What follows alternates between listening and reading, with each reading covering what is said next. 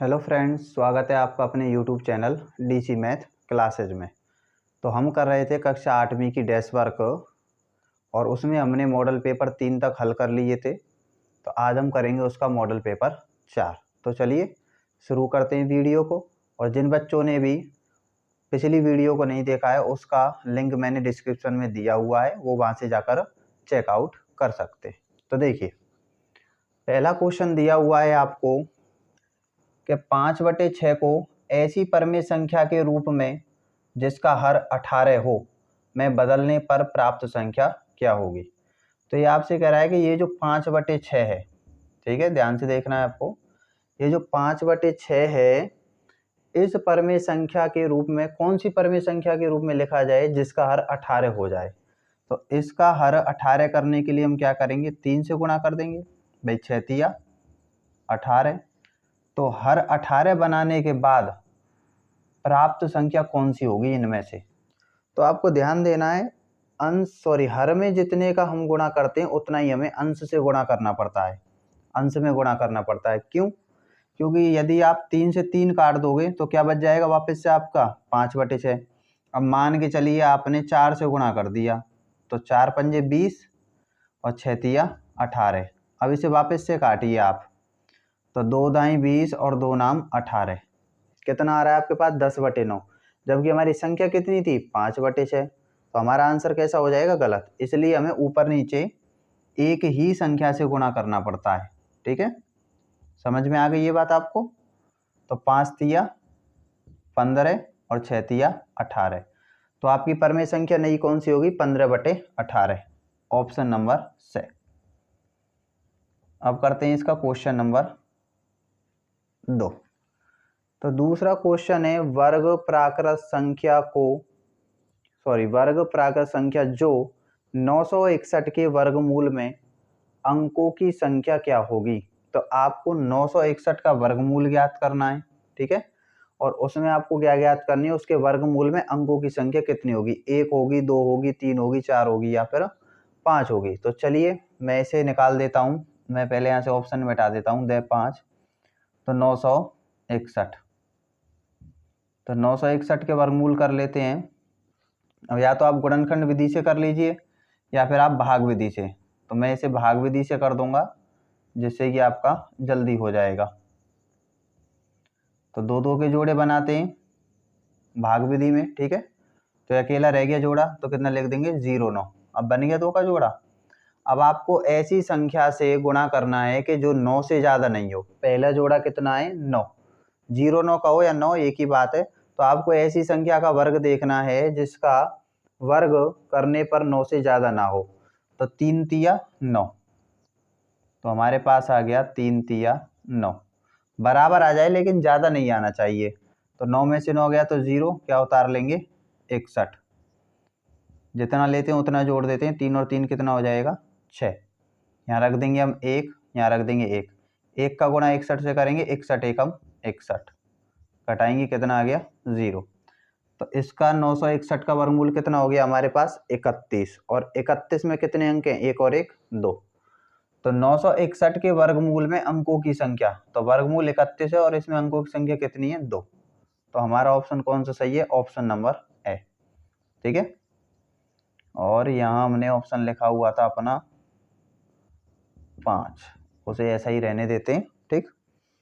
तो चलिए question number 3, संख्या 22 की वर्ग संख्या है। तो आपको 22 का क्या करना है, वर्ग करना है और ज्ञात करना है कि 22 का वर्ग कितना होता है। तो चलिए 22 गुणा 22 कर लेते हैं। मुझे तो पता है 484 होता है, मैं आपको गुणा करके बता देता हूँ। जिन बच्चों को नहीं पता है वो 22 का वर्ग यानी कि 22 की घात 2 लिखते हैं वर्ग के लिए। तो 22 पे घात 2 है, तो 22 का हम 2 बार गुणा करेंगे। तो 2 दूनी 4, 2 दूनी 4, 2 दूनी 4, 2 दूनी 4, 4 4 और 4 8, 4 कितना आ गया 484, ऑप्शन नंबर बे।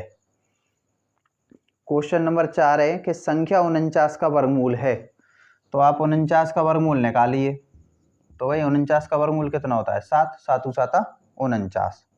कौन सा ऑप्शन सही है, ऑप्शन नंबर बे। अब ये कह रहा है 8,000 रुपये का घनमूल क्या होगा। तो देखिए 8,000 का घनमूल निकाल देते हैं हम। तो ये हो गया आपका 8000। 2 से भाग देंगे, 2 चौके 8, 0 की 0, फिर 2 से भाग देंगे, 2 दूनी 4, 0 की 0, फिर 2 से भाग देंगे, 2 एकम 2, 0 की 0, फिर 2 से भाग देंगे, 2 पंजे 10, 0 की 0, फिर 2 से भाग देंगे, 2 दूनी 4, 2 पंजे 10, 0 की 0 हो जाएगा आपके पास। और मैं इसे थोड़ा सा मिटा देता हूँ यहाँ से, क्योंकि ये क्वेश्चन तो हो गए हमारे। फिर 2 से भाग देंगे, 2 एकम 2, 2 दूनी 4, 2 पंजे 10। अब 2 से भाग नहीं जाएगा, 5 से देंगे, 5 दूनी 10, बच गए 2, 5 25, फिर 5 से भाग देंगे, 5 25, फिर 5 से भाग देंगे, 5 एकम 5। तो हमें क्या ज्ञात करना है? 8000 रुपये का घनमूल ज्ञात करना है। तो घनमूल ज्ञात करने के लिए 3 3 के जोड़े बनाते हैं। तो ये तो 3 3 का जोड़ा 1 हो गया, एक जोड़ा ये हो गया और एक जोड़ा ये हो गया। तो 3 3 के जोड़े हो गए। तीनों में से एक एक अंक बाहर निकाल लेंगे। यहाँ से 2 बाहर आ गया, यहाँ से 2 बाहर आ गया, यहाँ से 5 आ गया। इनका कर देंगे आपस में गुणा। 5 दूनी 10, 10 दूनी 20। तो इसका घनमूल कितना हो जाएगा? 8000 का 20। ठीक है, क्वेश्चन नंबर 5 हो गया। अब करते हैं क्वेश्चन नंबर 6। दिया हुआ है एक घन संख्या के गुणनखंड निम्नलिखित हैं। कोई घन संख्या है आपके पास और उसके गुणनखंड दे रखे हैं इस प्रकार से। ठीक है, इस घन संख्या का घनमूल ज्ञात करके बताइए आप।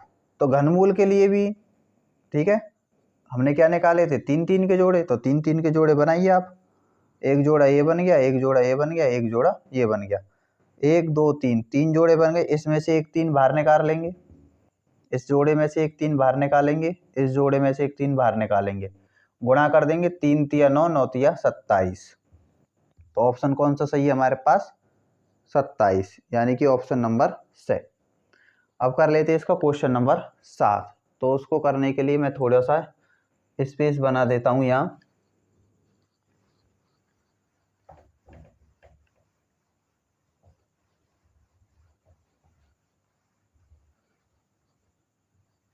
तो देखिए, क्वेश्चन नंबर 7 है, यदि किसी वस्तु का क्रय मूल्य 300 रुपये है। मान के चलिए आपने कोई वस्तु 300 रुपये की खरीदी। ठीक है, बिक्री कर 6 रुपये है, यानी कि उस पर प्रतिशत में नहीं है, बिक्री कर यानी कि टैक्स दिया है 6 रुपये का। ठीक है भाई, ये भी जोड़ देंगे इसमें। फिर वो कह रहा है माल भाड़ा ठेला चार्ज 20 रुपये है। आप उस सामान को, उस वस्तु को दुकान से जब घर लाए तो आपने रिक्शे वाले को कितने दे दिए? 20 रुपये दे दिए। 20 रुपया और जुड़ गए इसमें। तो वो कह रहा है वस्तु का वास्तविक क्रय मूल्य। अब आपने दुकान से तो वस्तु 300 रुपये में खरीदी, उसके अलावा 6 रुपये आपने टैक्स दिया, 20 रुपये गाड़ी वाले को दिए। तो आपको टोटल कितने की पड़ी वो वस्तु? 300 और 20, 320 और 6 26, 326 रुपये। तो कौन सा ऑप्शन सही है? Option number A. Question number 8 कर लेते हैं।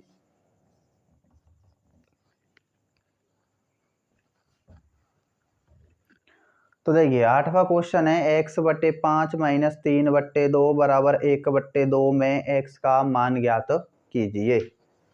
तो लिख लेते हैं x/5 माइनस 3/2 बराबर 1/2।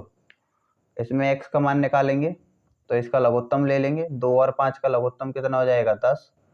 बराबर में 1/2 को चलने दो। 5 दूनी 10, 2 का गुणा x से करेंगे 2x, 2 पंजे 10 और 5 तिया 15। क्रॉस गुणा कर दीजिए। 2 का गुणा करेंगे इन दोनों से, तो पहले मैं 2 का गुणा 2x से कर रहा हूँ, तो 2 दूनी 4x माइनस 2 का गुणा 15 से, 15 दूना 30। 10 का गुणा 1 से करेंगे, 10 एकम 10। तो 4x माइनस के 30 हैं उधर ले जाएंगे, किसके हो जाएंगे? प्लस के। तो 4x बराबर 30 और 10 कितना हो जाएगा? 40। 4 गुणा में किस में जाएगा? भाग में। तो 40/4, 4 एकम 4, 0 की 0। तो x बराबर कितना आंसर निकल के आएगा? 10। तो हमारा ऑप्शन सही है, ऑप्शन नंबर ब। क्वेश्चन नंबर 9, समलंब चतुर्भुज है। ठीक है भाई, सबसे पहले हम समलंब चतुर्भुज बनाएंगे। ये हमारे पास तैयार हो गया समलंब चतुर्भुज। नामकरण कर देते हैं इसका ABCD। ये आपको बनाना नहीं है, केवल आपको टिक लगाना है सोच के। तो पहला ऑप्शन है कि समलंब चतुर्भुज में आमने सामने की भुजाएं समांतर होती है। देख लेते हैं, ये आमने सामने की भुजाएं समांतर हैं, क्यों है, आगे बढ़ाओगे आप तो ये कहीं नहीं काटेंगी। ऐसी रेखाएं जो आगे बढ़ाने पर कभी भी एक दूसरे को प्रतिच्छेद नहीं करती हैं, समांतर रेखाएं कहलाती हैं। अब ये आमने सामने की हैं तो ये भी आमने सामने की, इन्हें आप बढ़ाइए आगे, मैं डॉट डॉट बढ़ा देता हूँ। तो देखिए ये यहाँ पर एक दूसरे को काट रही हैं, तो ये कैसी रेखाएं हो गई, प्रतिच्छेदी। जबकि उसने ऑप्शन ए में कहा है आमने सामने की भुजा समांतर होती है, तो इसकी पहली बात कैसी हो गई, गलत। फिर ये कह रहा है बी में कि सम्मुख भुजा का एक जोड़ा समांतर होता है, केवल एक जोड़ा, जोड़ा क्या कहते हैं, दो को। तो ये जो आमने सामने की भुजाएं ये तो समांतर है, यानी कि ये जोड़ा तो हमारा पहला समांतर है, लेकिन ये जोड़ा हमारा समांतर नहीं है। तो ये बात इसकी बिल्कुल ठीक है कि सम्मुख भुजा का एक जोड़ा समांतर होता है, और समलंब में होता भी क्या है, एक ही जोड़ा आमने सामने का, ये वाला क्या होता है, समांतर। ये वाला कैसा होता है, असमांतर। तो ये बात इसकी बिल्कुल सही है, ऑप्शन नंबर बे। से को देख लेते हैं, सम्मुख भुजाएं समांतर व प्रत्येक कोण 90 का। ये तो असंभव बात है, प्रत्येक कोण इसका 90 का नहीं होता है, और ना ही इसकी सम्मुख भुजाएं सारी कैसी होती हैं, समांतर। विकर्ण बराबर होते हैं, इसके विकर्ण भी बराबर नहीं होते। तो इसका ऑप्शन नंबर हो गया बे। क्वेश्चन नंबर 10, समचतुर्भुज में, ठीक है भाई, समचतुर्भुज बना लेते हैं। मान लीजिए ये कोई समचतुर्भुज है, ये इसके विकर्ण हो गए। तो समचतुर्भुज में प्रत्येक भुजा बराबर होती है, सम माने समान, ठीक है।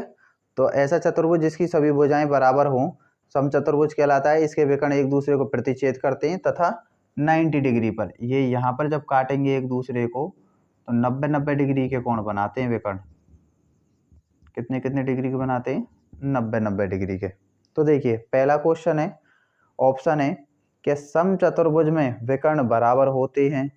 ठीक है भाई, देखेंगे बराबर तो नहीं होते। विकर्ण 90 डिग्री पर प्रतिच्छेद करते हैं, ये बात सही है, 90 डिग्री पर प्रतिच्छेद करते हैं। विकर्ण समद्विभाजित, सम माने समान, द्वि माने दो, भाजित यानी कि भाग, समान दो भागों में बांटते हैं एक दूसरे को, बिल्कुल बांटते हैं। ये आधा हिस्सा इस आधे हिस्से के बराबर, ये आधा हिस्सा इस आधे हिस्से के बराबर होता है। तो ये दोनों बात सही है। ऑप्शन दे में क्या कह रहा है, बे तथा से दोनों, बे तथा से दोनों, दोनों बात सही थी। तो ऑप्शन नंबर कौन सा आ जाएगा इसमें, द। ठीक है, ये हो गए आपके मॉडल पेपर 4 के क्वेश्चन नंबर 10 तक। अब करते हैं इसका क्वेश्चन नंबर 12। तो देखिए इसका क्वेश्चन नंबर 11 है, रेखीय आलेख में स्वतंत्र राशि को प्रदर्शित करते हैं। आपसे पूछा गया है कि जब आप रेखिक आलेख बनाते हो, जैसे कि ये y अक्ष और ये x अक्ष, जैसे कि आपने यहाँ पॉइंट लगाया, यहाँ पॉइंट, यहाँ पॉइंट, यहाँ पॉइंट, और इन्हें मिलाते हुए आपने ग्राफ बना दिया। ठीक है, तो ये रेखीय आलेख होता है हमारा। तो पूछ रहा है रेखीय आलेख में जो स्वतंत्र राशि होती है उसको आप कहाँ पर प्रदर्शित करते हो। तो इसके लिए हमें सारणी बना के दी होती है, या फिर हमें स्वयं बनानी पड़ती है। इस प्रकार से ये x का मान, ये y का मान के चलो 2 3 4 5 6 7, इस प्रकार से। तो जो पहला मान होता है आपका, ये क्या कहलाती है, स्वतंत्र राशियां कहलाती हैं। क्या कहलाती हैं, स्वतंत्र राशियां। तो ये स्वतंत्र राशियां कौन सी अक्ष पर है, एक्स अक्ष पर। तो आपका आंसर कौन सा आएगा इसमें, एक्स अक्ष। तो रेखिक आलेख में हम स्वतंत्र राशियों को एक्स अक्ष पर प्रदर्शित करते हैं। तो चलिए करते हैं इसका क्वेश्चन नंबर 12। क्या दिया है, संख्या 1764 के अभाज्य गुणनखंड लिखिए। तो 1764 के अभाज्य गुणनखंड कर लेते हैं। इकाई का अंक 4 है, 2 से डिवाइड करेंगे, 2 अट्ठे 16, बच गया 1, हासिल 1, 2 अट्ठे 16, 2 दूनी 4। फिर 2 से डिवाइड करेंगे, 2 चौक के 8, 2 चौक के 8, 2 एकम 2। अब नहीं जाएगा 2 से, तो इसमें देके देखते हैं हम 3 का, 3 एकम 3, बच गया 1, 14 हो गई, 3 चौक 12, बच गए 2, 21 हो गया, 3 सत्ते 21। ठीक है, अब 3 चौक 12, 3 से चला जाएगा, 3 चौक 12, बच गए 2, 3 नाम 27। अब 3 से नहीं जाएगा, 7 से देंगे। 7 साता 49 और 7 एकम 7। तो लिखेंगे 1764 के अभाज्य गुणनखंड बराबर 2 गुणा 2 गुणा 3 गुणा 3 गुणा 7 गुणा 7 आंसर। ठीक है, ये आपका आंसर हो गया।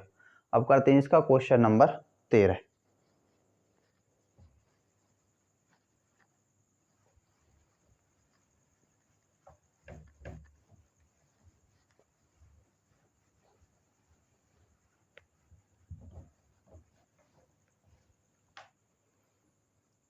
तो देखिए क्वेश्चन नंबर 13 है, संख्या 71 का वर्ग ज्ञात करो।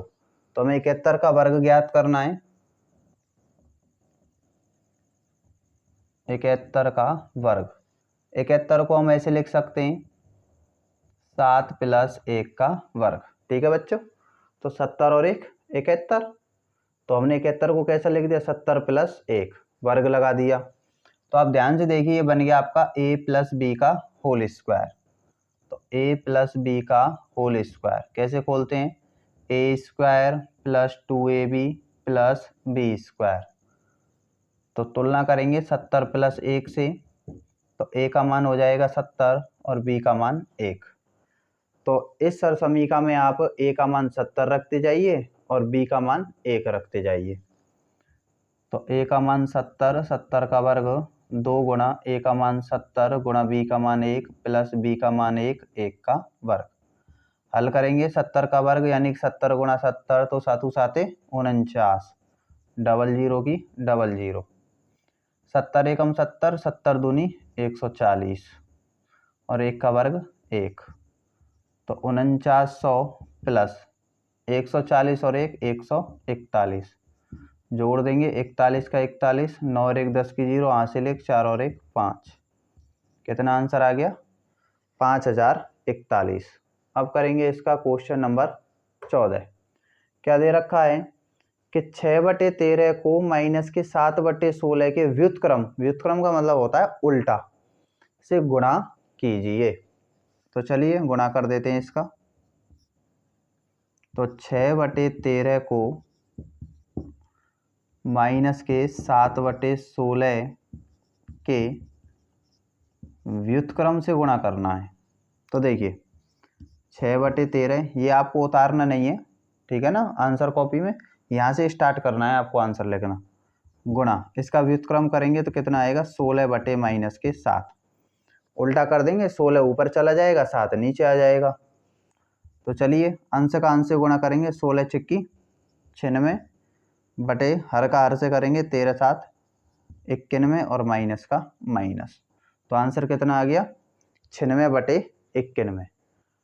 तो क्वेश्चन नंबर 15 देख लेते हैं। 9 की घात 3 माइनस 6 की घात 3 का मान ज्ञात कीजिए। तो दिया हुआ है 9 की घात 3 माइनस 6 की घात 3, इसका मान ज्ञात करेंगे।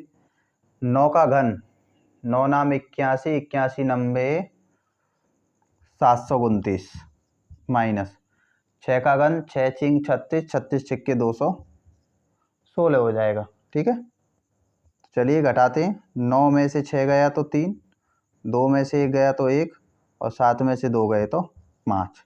कितना आंसर आ गया निकल के, 513। अब करते हैं इसका क्वेश्चन नंबर 16।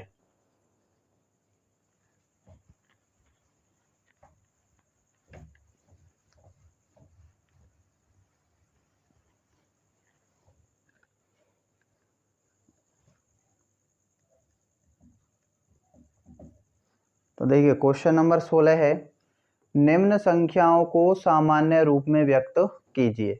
ये आपको मानक रूप दे रखे हैं और आपको इनको सामान्य रूप में व्यक्त करना है। तो पहला क्वेश्चन क्या दिया हुआ है, 3.02 गुणा 10 की घात माइनस 6। तो देखिए मैं इसे ऐसे लिख सकता हूँ 3.02, ये माइनस की घात है, नीचे ले आएंगे बटे में तो किसकी हो जाएगी, प्लस की। ध्यान रखना है आपको, जब घात को ऊपर नीचे ले जाते हैं तो उसका चिन्ह चेंज हो जाता है, माइनस की प्लस की, प्लस की माइनस की हो जाती है। तो ये हो गया 3.02 बटे 10 की घात 6 को हम क्या लिख सकते हैं, 1 2 3 4 5 6, 6 जीरो लिख सकते हैं क्योंकि घात कितनी अच्छी है तो 6 जीरो लगा दी हमने। अब देखिए इस पॉइंट को हटाइए आप, कितनी संख्या बाद पॉइंट है, एक और एक 2, तो जब आप पॉइंट हटाएंगे तो 2 जीरो नीचे और बढ़ जाएंगे, ठीक है, बराबर। और टोटल जीरो कितनी हो गई, 1 2 3 4 5 6 7 8, 8 जीरो हो गई। तो हम ऊपर कितनी संख्या बाद दशमलव लगाएंगे, 8 संख्या बाद। जितनी जीरो बटे में होती हैं उतनी संख्या बाद ऊपर हम दशमलव लगाते हैं। अब नीचे 8 जीरो हैं तो 8 अंक बाद जीरो लगाएंगे।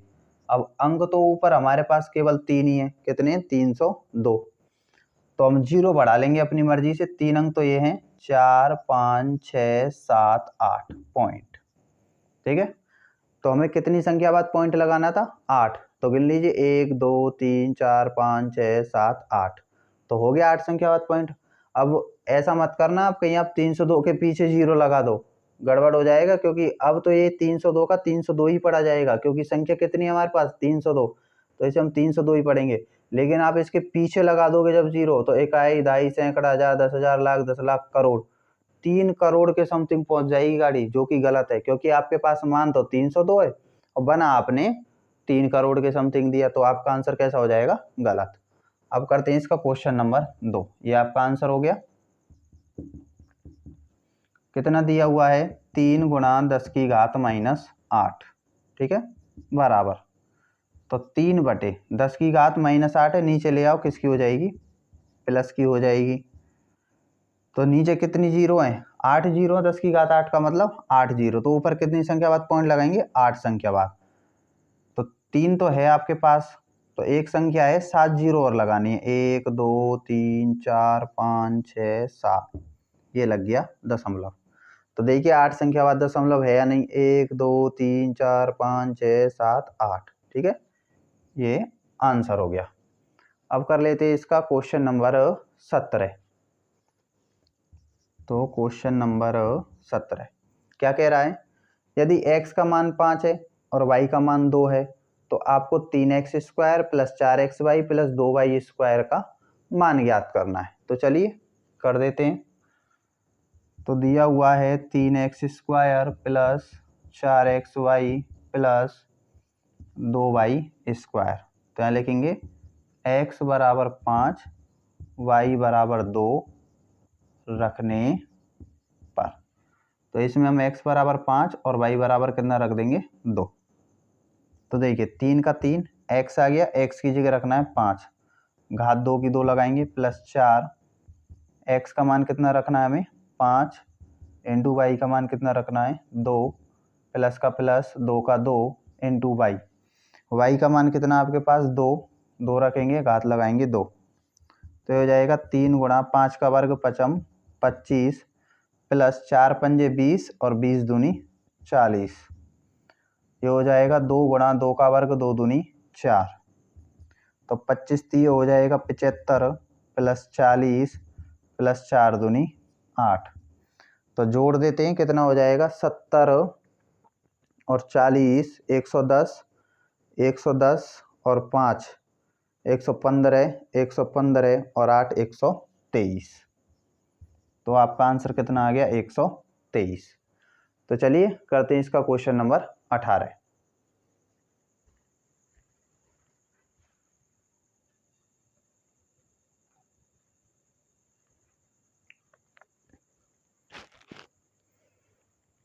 तो देखिए क्वेश्चन नंबर 18 है, समांतर चतुर्भुज में अज्ञात x y z के मानों को ज्ञात कीजिए। ये एक आपको समांतर चतुर्भुज दे रखा है और इस समांतर चतुर्भुज में आपको x का, y का और z का क्या ज्ञात करना है, मान ज्ञात करना है। तो देखिए मैं पहले चित्र ड्रॉ कर लेता हूं। तो ये एक समांतर चतुर्भुज है, नाम है इसका A B C और D। इस प्रकार से आपको ये विकर्ण दे रखा है AC, ये कोण दे रखा है Y, ये कोण दे रखा है आपको 40 डिग्री, ये कोण है X, इस कोण का नाम दिया है Z और ये कोण दिया है आपको 112 डिग्री, ठीक है। तो समांतर चतुर्भुज की परिभाषा आपको याद करनी है, क्या होती है। समांतर चतुर्भुज में आमने सामने की भुजाएं बराबर होती हैं और समांतर होती हैं। इसी प्रकार से ये भुजाएं बराबर और समांतर। सम्मुख कोण कैसे होते हैं, बराबर होते हैं। तो देखिए बी और डी सम्मुख कोण है, तो ये आपस में कैसे हो जाएंगे, बराबर। तो y का मान कितना आ जाएगा, 112 लिखेंगे। चूंकि समांतर लिखना है ऐसे ही आपको जैसे मैं लिखा रहा हूं, ठीक है, बिल्कुल ठीक तरीके से, तभी आपको पूरे नंबर मिलेंगे।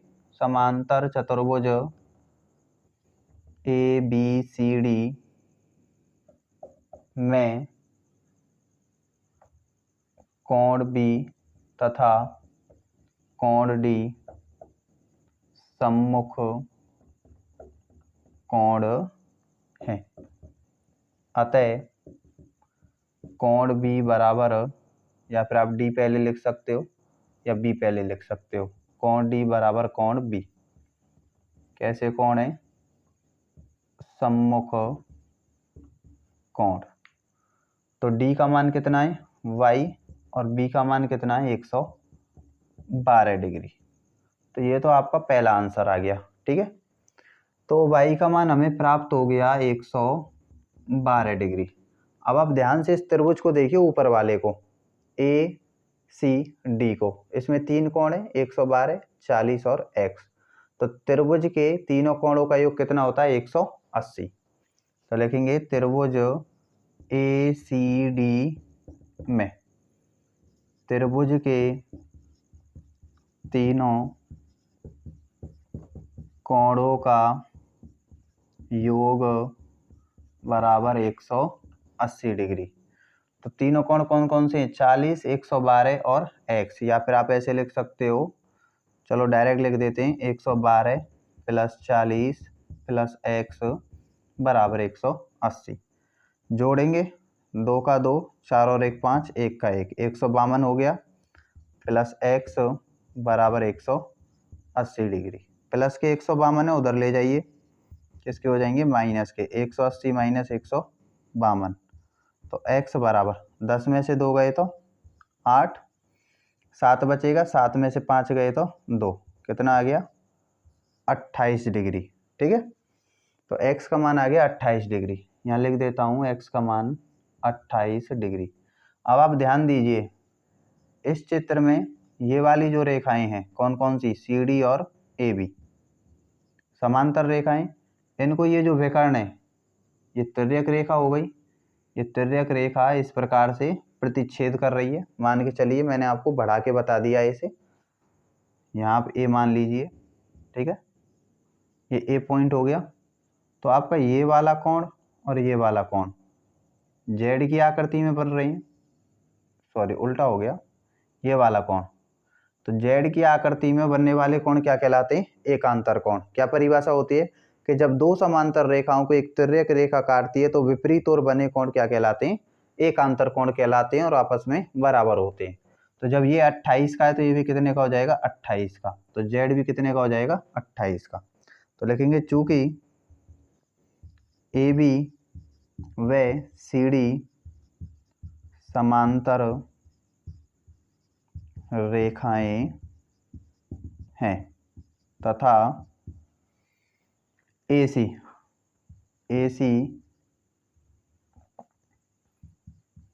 एक प्रतिच्छेदी रेखा है, इसलिए कोण Z बराबर 28 डिग्री। क्यों बराबर है, एकांतर कोण। तो Z का मान आ गया, X का मान आ गया, Y का मान आ गया। तो ये आपके तीनों आंसर हो गए X Y Z के मान। अब करते हैं इसका क्वेश्चन नंबर 19। तो देखिए क्वेश्चन नंबर 19 है,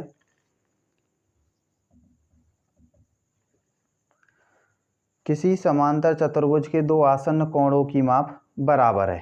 ठीक है भाई, पहले यहाँ तक काम कर लेते हैं। एक समांतर चतुर्भुज बना लेते हैं, हमने इसको नाम दे दिया PQRS। माना ये कोई समांतर चतुर्भुज है और इसके आसन्न कोण मान लिया ये आसन कोण और ये आसन कोण, इन दोनों आसन कोणों की माप बराबर है। इसकी माप मैंने x डिग्री मान ली, तो इसकी माप भी कितनी हो जाएगी, x डिग्री। तो ये कह रहा है समांतर चतुर्भुज के सभी कोणों की माप ज्ञात कीजिए। आपको इन चारों कोणों का मान ज्ञात करके बताना है। तो मान लेते हैं, माना एक समांतर चतुर्भुज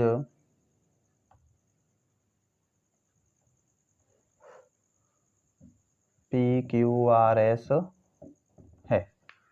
तो हमने मान लिया एक समांतर चतुर्भुज क्या है, PQRS, जिसमें कोण P व कोण Q दो ऐसे आसन्न कोण हैं जिनका मान x डिग्री है। हमने मान लिया कि PQRS एक समांतर चतुर्भुज है और इसमें P और Q ऐसे आसन्न कोण है जिनका मान कैसा है, समान है, यानी कि x डिग्री है। तो लिखेंगे चूंकि कोण P प्लस कोण Q बराबर 180, कोष्टक में लिख देंगे आसन्न कोण। आसन्न कोणों का योग कितना होता है, 180। तो P का मान कितना है, x, Q का मान x बराबर 180। एक और एक कितने x हो गए, 2x बराबर 180। 2 गुणा में है, किस में चला जाएगा, भाग में। तो 180/2, 2 नाम 18, 0 की 0। तो x बराबर कितना आ गया, 90 डिग्री। ठीक है भाई, ये 90 है तो ये भी कितने का हो जाएगा, 90 का। तो लिख देंगे चूंकि कोण P बराबर कोण Q बराबर 90 डिग्री। उसने चारों पूछे थे, तो P के सामने वाला R है तो सम्मुख कोण है। चूंकि कोण P बराबर कोण R बराबर 90 डिग्री, सम्मुख कोण, इसलिए कोण Q बराबर कोण S बराबर, कोण Q बराबर कोण S बराबर 90 डिग्री। क्यों होंगे भाई, सम्मुख कोण, आंसर। ठीक है, ये हो गए आपके क्वेश्चन नंबर 19 तक। अब करते हैं इसका क्वेश्चन नंबर 20। हाँ तो भाई देखिए, क्वेश्चन नंबर 20 है, बीजीय व्यंजक 12a minus 9ab plus 5b minus 3 में से 4a minus 7ab plus 3b plus 12 को घटाइए। तो इस व्यंजक में से हमें इस व्यंजक को घटाना है। तो देखिए आंसर नंबर 12। तो 12a minus 9ab plus 5b minus 3 में से हमको 4a minus 7ab plus 3b plus 12, इसको क्या करना है, घटाना है। तो यहाँ लिखेंगे घटाने पर। घटाने पर आपको एक बात याद रखनी है कि घटाने पर चिन्ह चेंज हो जाते हैं। तो प्लस का है, ये किसका माना जाएगा, माइनस का। ये माइनस का किसका माना जाएगा, प्लस का। ये प्लस का, माइनस का, ये प्लस का, माइनस का।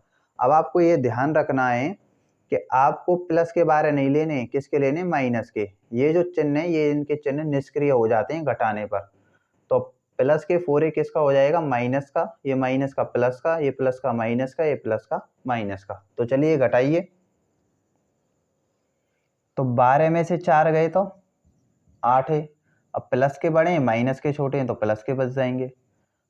9 में से 7 गए तो 2ab, माइनस के बड़े हैं, प्लस के छोटे हैं, तो माइनस के बच जाएंगे। 5 में से 3 गया तो 2b, प्लस के बड़े हैं, माइनस के छोटे हैं, तो प्लस के बचेंगे। अब माइनस के 3 है और माइनस के 12 हैं, तो माइनस माइनस के माइनस, 12 और 3 कितने हो गए, 15। ये आपका हो गया क्वेश्चन नंबर 20। सॉरी 12 लिख रखा है मैंने, कौन सा हो गया, क्वेश्चन नंबर 20। अब करते हैं इसका क्वेश्चन नंबर 21। क्या कह रहा है, वह सबसे छोटी संख्या ज्ञात कीजिए जिससे संख्या 243 को गुणा करने पर पूर्ण घन प्राप्त हो जाए। किसकी बात कर रहा है? घन की। तो 3-3 के जोड़े बना के देखने हैं आपको। यदि 3-3 के जोड़े बन जाते तो ठीक है, और जिसका जोड़ा नहीं बनता उतने का उसमें हम गुणा कर देंगे। तो 243 इकाई का अंक 3 है, 2 का भाग नहीं जाएगा, 3 से देंगे। 3 अट्ठे 24, 3 एकम 3, फिर 3 से भाग देंगे। 3 दूनी 6, बच गए 2, 3 सत्ते 21, फिर 3 से 3 नाम 27, फिर 3 से 3 तिया 9, फिर 3 से 3 एकम 3। तो देखिए यहाँ 3-3 का जोड़ा बन रहा है, लेकिन यहाँ 3 का जोड़ा नहीं बन रहा है। कितने का बन रहा है? 2 का। तो यहाँ कितने की कमी है आपके पास? एक 3 की और कमी है। ठीक है, तो हम 243 में कितने का गुणा कर देंगे? 3 से। तो लिखेंगे 243 में 3 से गुणा करने पर वह एक पूर्ण घन संख्या बन जाएगी। आंसर। अब करते हैं इसका क्वेश्चन नंबर 22।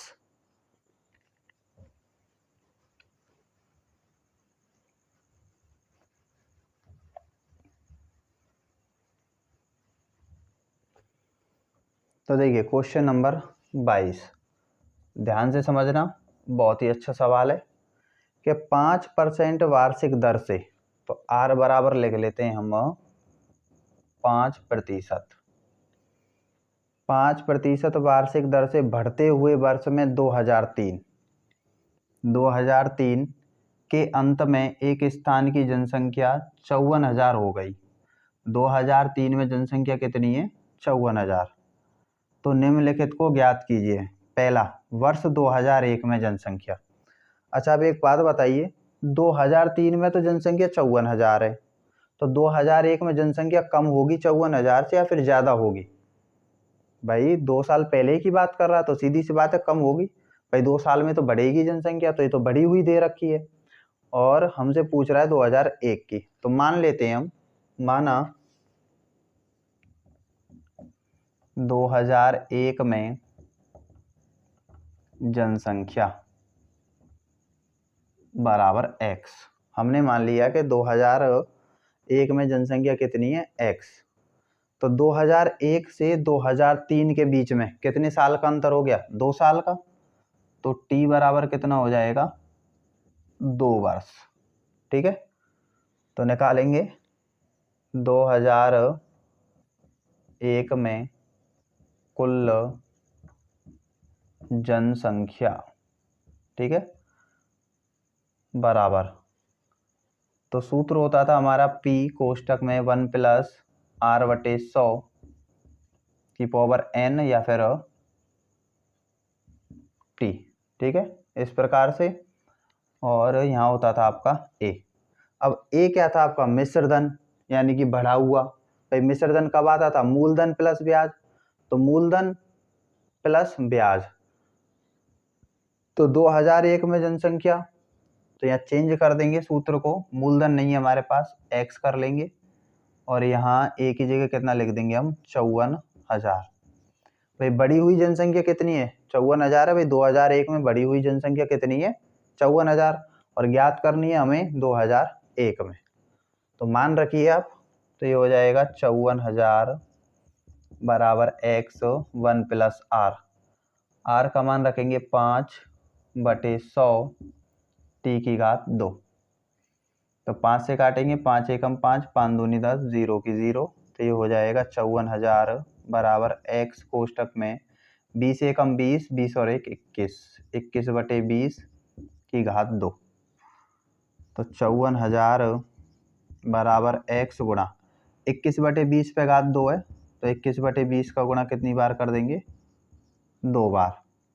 अब हमें चाहिए x का मान। x का मान क्यों चाहिए? क्योंकि x क्या मानी आपने? 2001 में जनसंख्या, और आपसे पूछ भी क्या रहा है? 2001 में जनसंख्या। ठीक है, तो ये गुणा में इधर ले आओ, किस में आएंगे? भाग में। तो बटे वाली संख्या को जब गुणा से इधर भाग में लाते हैं पंचांतरण करके, तो वो संख्या पलट जाती है। तो x बराबर 54,000 गुणा 20/21 हो जाएगा ये, 21/20 की जगह 20/21 और 20/21 इस प्रकार से, ठीक है। तो x बराबर गुणा करेंगे हम 3 जीरो 4 जीरो और 5 जीरो, 1 2 3 4 5, 2 दूनी 4, 4 का गुणा 54 से करेंगे तो 4 चौक 16 हासिल 1, 4 पंजे 20 और 1 21, 216 आ गया। 21 गुणा 21 करेंगे तो 441। तो आप इसका इसमें भाग दे लेना, आपका आंसर आ जाएगा, उसे आप यहाँ लिख लेना, लगभग 48 या 49 हज़ार के समथिंग आएगी, ठीक है। तो मैं यदि भाग दूंगा तो वीडियो थोड़ा सा लंबा हो जाएगा, पॉइंट में आंसर आएगा इसका, तो आप उसे लगभग में लिख सकते हो, ठीक है। तो आपकी आ जाएगी ये जनसंख्या किसमें, 2001 में। अब बी में क्या पूछ रहा है, वर्ष 2005 में कितनी जनसंख्या होगी। तो चलिए निकालते हैं। तो देखिए 22वें का बी करते हैं, वर्ष 2005 में कितनी जनसंख्या होगी। तो इसका बी पॉइंट है 2005 में जनसंख्या बराबर, तो 2003 में कितनी थी, 54,000। 2005 की पूछ रहा है, 2 साल बाद की पूछ रहा है। तो 2003 में है 54,000 इंटू 1 प्लस आर, आर का मान 5/100 और टी का मान कितना हो जाएगा, 2। देखिए दर उतनी है, 5% चेंज नहीं की उसने यहाँ पर, ठीक है। समय 2003 से 2005 के बीच 2 साल का है, और शुरू का जो मूलधन है आपका वो कितना है, 54,000 रुपये। यहाँ आपको शुरू में 2001 का जो मूलधन था वो स्वयं निकालना था, वो दिया नहीं था। अब मूलधन मैं इसलिए यूज कर रहा हूँ क्योंकि आपने ज़्यादातर सवाल जो है वो मूलधन से ही किए हैं अपनी बुक में, ठीक है ना। तो यहाँ यदि मैं इसको x मान के चलूँ 2001 में, तो 2003 में 54,000 थी, तो मिश्र धन था ये, और ये जो मिश्र धन है 2003 में वो 2005 के लिए क्या हो जाएगा, मूलधन हो जाएगा, ठीक है ना। इस प्रकार से आप समझ सकते हो। तो ये हो जाएगा 54,000 गुणा, फिर से काट दो, 5 एकम 5, 5 दूनी 10, 0 की 0, 20 एकम 20, 20 और 1 21, तो ये हो जाएगा 21/20 की घात 2। तो 54,000 गुणा 21/20 गुणा 21/20, 2 घात है तो 2 बार लिख देंगे, काटेंगे 0 से 0, 0 से 0, 2 से काट देंगे, 2 दूनी 4, 2 सत्ते 14, 0 की 0, फिर 2 से 2 एकम 2, 2 एकम 2, 2 तिया 6, 2 पंजे 10, तो 135 गुणा 21 गुणा 21 करेंगे तो 441। इसका गुणा कर देते हैं, 5 3 1 गुणा 5 चौक 20, 4 तिया 12 13 14 है, 4 एकम 4 और 1 5 गुणा 0 4 5, तो 5 3 5 और 5 और 4 9 और 5, तो जनसंख्या कितनी हो जाएगी, 59,535 आंसर, ठीक है। तो 2005 में जनसंख्या कितनी आ गई आपके पास, 59,535, और 2003 में कितनी थी, 54,000, तो बढ़ गई जनसंख्या। तो ये हो गया आपका क्वेश्चन नंबर 22। अब करते हैं इसका क्वेश्चन नंबर 23। देखिए क्वेश्चन नंबर 23 है, सरल कीजिए x plus Y into 2x plus Y plus x plus 2y into X minus Y तथा x बराबर 1 और y बराबर 1 के लिए मान ज्ञात कीजिए। तो आपको दिया हुआ है x प्लस वाई का गुणा करना है पहले आपको 2x प्लस वाई से, फिर उसमें जोड़ना है आपको x प्लस 2y का गुणा करके x माइनस वाई से। तो चलिए पहले इसको सरल करना है, हमें सरल करते हैं। इन दोनों के बीच में गुणा है, इन दोनों के बीच में गुणा है, इसका गुणा कर लेते हैं, इसका गुणा कर लेते हैं।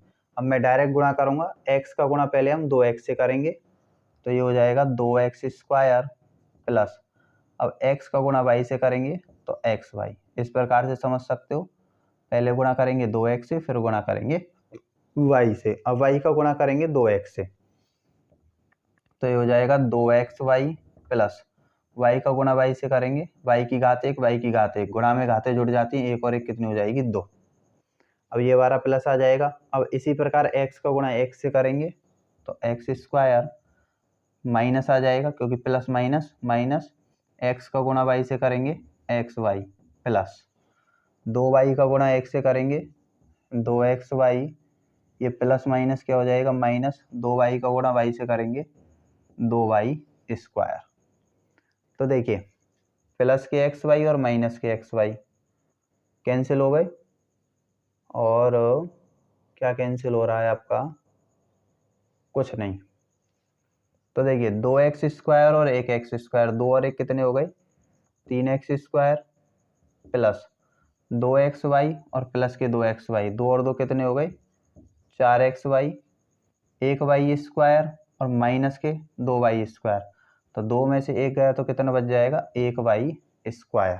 ठीक है, तो ये हमने सरल कर लिया। सरल करने के बाद उसने क्या कहा है कि x बराबर 1 और y बराबर 1 के लिए आपको मान ज्ञात करना है। तो लिखेंगे x बराबर 1 तथा y बराबर 1 रखने पर, तो रखिए 3 का 3, x का मान 1 स्क्वायर 4, x का मान 1, y का मान 1, y का मान 1 का स्क्वायर, 1 का वर्ग 1, 3 एकम 3, प्लस 4 एकम 4, 4 एकम 4, 1 का वर्ग 1, 4 और 3 जोड़ देंगे कितने हो गए 7, माइनस का 1, 7 में से 1 गया तो 6 आंसर। ठीक है, ये हो गया क्वेश्चन नंबर 23 खत्म।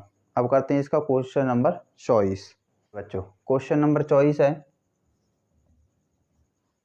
क्या दिया हुआ है, व्यंजक 3/4 ए स्क्वायर प्लस 3b स्क्वायर और 4 इंटू ए स्क्वायर माइनस 2/3 बी स्क्वायर का गुणनफल ज्ञात कीजिए। तो गुणा करना है 3/4 ए स्क्वायर प्लस 3b स्क्वायर का गुणा करना है आपको 4 ए स्क्वायर माइनस 2/3 बी स्क्वायर से।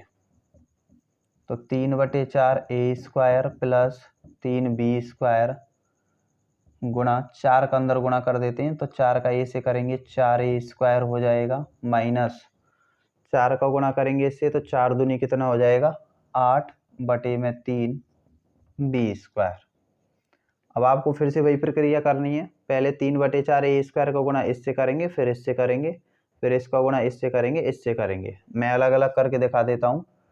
तो हमने 3/4 ए स्क्वायर का गुणा कर दिया पहले 4a स्क्वायर से, ये प्लस का है ये माइनस का है, तो प्लस माइनस माइनस 3/4 ए स्क्वायर का गुणा करेंगे अब हम किससे 8/3 बी स्क्वायर से। तो देखिए मैंने इसका गुणा पहले इससे कर दिया 4a स्क्वायर से, फिर मैंने इसका गुणा किससे कर दिया माइनस के 8/3 बी स्क्वायर से। इसी प्रकार इसका गुणा करेंगे इन दोनों से, तो प्लस का गुणा करेंगे 3b स्क्वायर के प्लस के 4a स्क्वायर से। तो डायरेक्ट कर देता हूँ इसे, या फिर आप एक बार लिख लीजिए 3b square into 4a square plus minus minus 3b square का गुणा करेंगे किससे 8/3 बी स्क्वायर से। तो देखिए 3 से तो 3 कैंसिल आउट हो गया, यहाँ 3 से 3 कैंसिल हो गया, 4 एकम 4, 4 दूनी 8, और यहाँ 4 से 4 कैंसिल, तो यहाँ बच गया 3, 1 की घात 2 और 1 की घात 2, गुणा में घातें जुड़ जाती हैं, 2 और 2 कितने हो जाएंगी 4। यहाँ बचा आपके पास 2, क्योंकि 4 दूनी 8, तो एक तो बच गया 2, नीचे कुछ भी नहीं बचा, ए स्क्वायर बी स्क्वायर, ए स्क्वायर बी स्क्वायर प्लस 3 चौक 12 ए स्क्वायर बी स्क्वायर माइनस यहाँ बचा 8 बी की घात 2 और बी की घात 2, बी की घात 2 और 2 कितनी हो गई 4।